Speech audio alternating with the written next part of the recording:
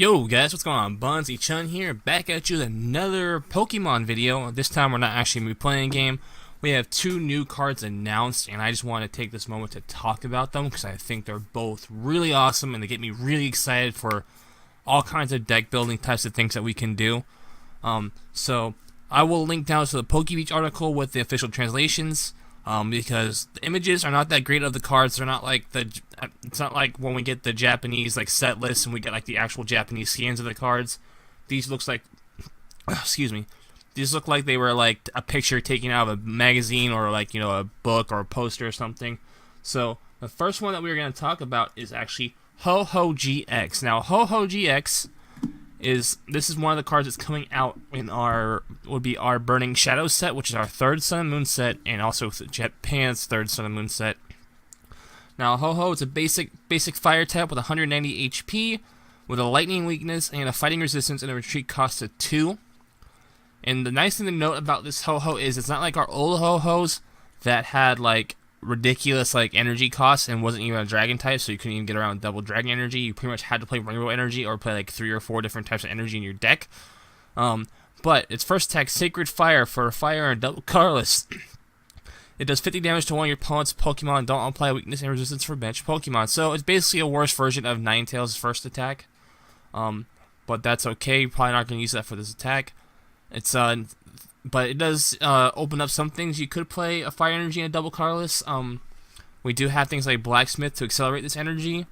That's only expanded though. It's a basic, so you could use things like Max Elixir. And you know what, guys? Since I'm have TCG open, let me just go here, open up my collection. So if we're playing in expanded, we have things like Blacksmith to accelerate energy from our discard pile in conjunction with Battle Compressor to dump those energies into the discard pile, then follow up with the Blacksmith to attach those energies to Ho-Ho. In standard, since it is a basic, we can use things like Max Elixir to accelerate the energy. We also have things like Baby Volcanion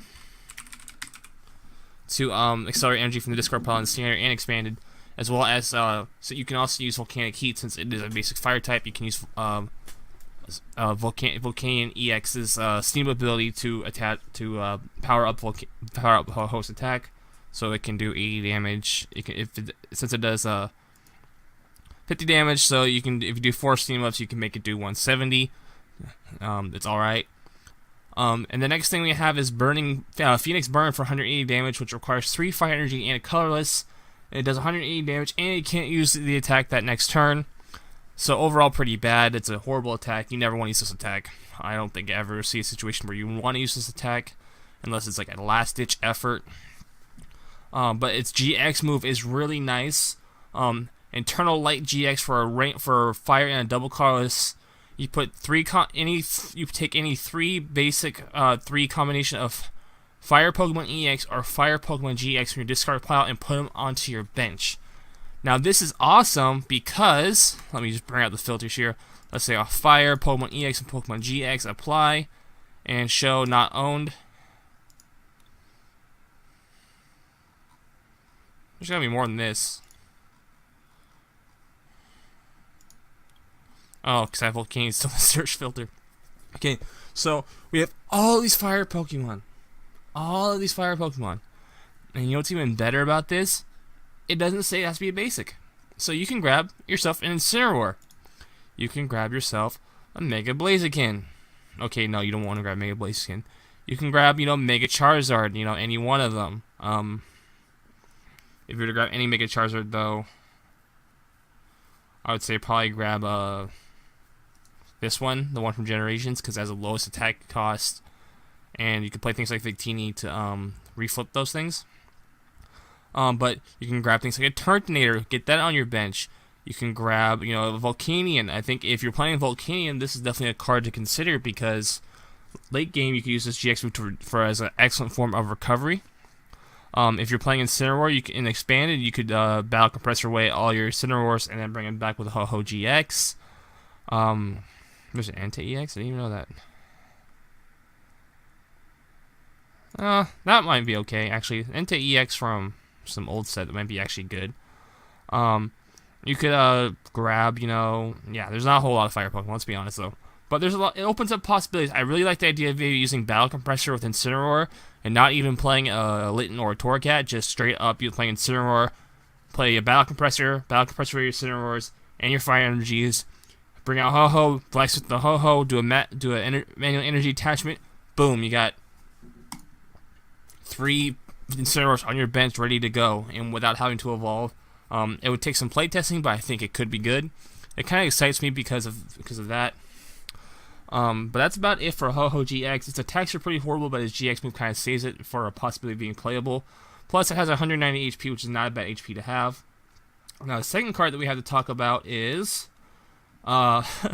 this image is really horrible, but it is LoneAzn GX. Now, if you don't know who LoneAzn is, it means you haven't played Sun and Moon and you haven't beat the game, and when that guy walks up to you outside of your house and gives you that hotel key, you didn't go visit the shady hotel that you visited about mid-game, and you never did the Ultra Beast quest line, and you never caught LoneAzn. So, if you don't, that's why you wouldn't know who LoneAzn is.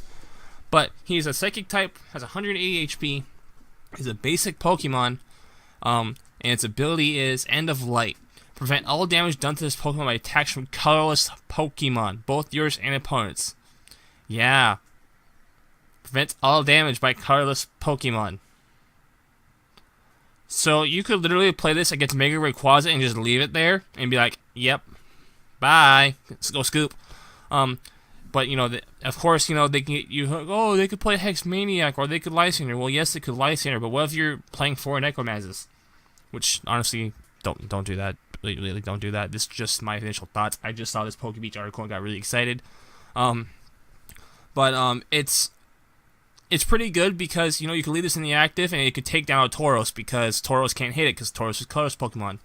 Drampa can't hit it back. It opens up a lot of things. It makes your opponent have to have like a Hex Maniac or a Lysander to get around it, or play an Escape Rope, which those are all things that are played right now. But in the future, this could be really good, especially if they keep printing really strong colorless Pokemon like Tauros and Drampa, and mostly Tauros and Drampa. I don't think there's anything else. But anyways, moving on, its attack is Prism Blast for 3 colorless energy. Does 10 damage, and if you discard all psychic energy attached to this Pokemon attack, does 60 more damage for each energy discarded this way. So if you have to attach 3 energy to use the attack, you are hitting for 190, which is a really good number to hit right now. That takes down pretty much takes down any basic GX. But unfortunately, the attack cost is kind of high, and plus we don't really have a way to accelerate psychic energy. I mean, we have Lunala. Okay,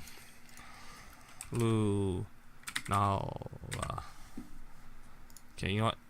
Gotta take the fire filter off. We have Lunala, which doesn't accelerate energy, but it lets you move energy around. As far as let's take a look at psychic types in general and just see what we have available to us. Alakazam's not gonna help this. Cresselia, no. Deoxys, no. Espeon, no. Galay, Gengar, Hoopa, no. Lunala could help us move it around. Nope. Nope. Nope. No, no, nope, nope, nope, nope, nope, nope, nope, nope, nope, nope, nope. So there's really no, at least in the EX and GX department. Let's check the, you know what, this would take way too long for me to go through every single card. But, but we do have Metagross. We do have Metagross, actually. We have Metagross. We do have Metagross available to us, though. Once during your turn before you attack, you may attach a Psychic Energy or Steel Energy from your discard pile to your active Pokemon. You could play Metagross with LoneAzn, as a second. You can use just dump all your energy into the discard pile, and then use Metagross to attach the energy to your active LoneAzn. But overall, that's kind of a clunky line. Maybe in the future, when we lose a lot of our standard rotation stuff in standard, we could maybe see this card seeing play. Just because of its ability is really strong, and there is some ways to accelerate energy onto it. We would have to wait. I would have to say we have to wait and see, just see what kind of cards we get in Burning Shadows, and as well as after rotation and sets going forward. There could be something that comes out that makes LoneAzn good. Next up we have LoneAzn's GX attack for 3 colors energy, Black Gray GX. It is 100 damage to each of your opponent's Pokemon EX and GX. And you're just not affected by weakness or resistance or any other effects on each of the defending Pokemon. So what this means is that, let's say your opponent plays Jolteon, LoneAzn don't care. It goes over the Jolteon. It can't be affected by effects of either defending Pokemon. Things like Gallespod. Sorry guys, let me just pull everything up. Okay, apply. Okay, so things like Gallespod, armor ability would not take effect. Jolteon, EX's attack, Flash Ray. Wait, this is already in the TCGO? Really? Is this set even out? This box? If it is, I'm gonna pick it up. But Flash Ray, it won't stop Flash Ray. What else would this counter? You know, basically it goes over things like Gallespod and Jolteon. Let's say you have a double colorless on your LoneAzn and your opponent's playing Assault Vest. It goes over the Assault Vest on the defending Pokemon. Notice it says the defending Pokemon, so things like Assault Vest would still take effect on a bench Pokemon. I would imagine that's what the ruling would be. But the defending Pokemon, if your opponent's trying to Jolteon style you, this goes over that. And 100 damage to all your opponent's bench Pokemon's pretty good. I don't know, you know, if you could play this with something like Bats and like just keep spreading damage all around the board and eventually wither your opponent down. Let me actually pull up the bat line. Golbat. This Golbat right here, Sneaky Bite. When you evolve it, play this Pokemon from your hand to level your Pokemon. You put 2 damage counters on your opponent's Pokemon, and then swoop across this 10 damage to all your opponent's Pokemon in general. So you could like play, you know, Golbat with the evolution sprays, and you know just do swoop across for single colors energy as a primary attacker, and then the Zubat you would play a skill dive does 10 damage to one of your opponent's Pokemon, doesn't matter which, and then if you're playing all of that, you might also play a Crobat too, which is the only standard rotation Crobat that we have in available to us here is the Sun and Moon one, which is triple poison, which actually is not even bad.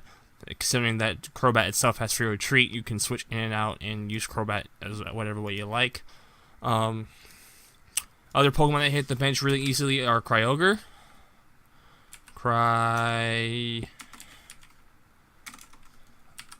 Can I spell? I can spell, yay. So things like Primal Kyogre, right? This one, it does 20 damage each. It does 30 damage to each of your opponent's bench Pokemon. So that's another way to spread damage onto the bench. You could play things like Alolan Ninetales. Alolan Ninetales right here, and use the Ice Blade attack to spread damage. Things like the Decidueye.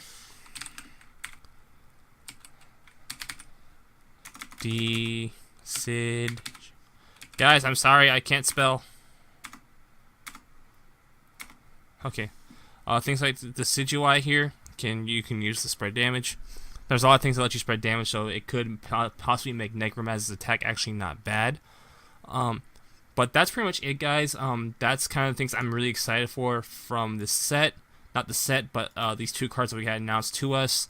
They still have not done anything with Charizard GX, which is confirmed to be in the set. But overall, I like LoneAzn's ability not to be affected by colorless Pokemon. And I also like Ho-Ho's GX attack to bring fire Pokemon out of the discard pile to possibly pull off some expanded shenanigans with Battle Compressor and Incineroar and Blacksmith. So until next time, guys, don't forget to like, comment, subscribe. Let me know what you guys think of these guys down in the comment section below. I will leave the PokeBeach article in the description box. Until then, guys, peace out. Have a good day. So these guys are trading in their 2 secret rare DCs they pulled today to get another Elite Trainer box and another booster box. Lamau.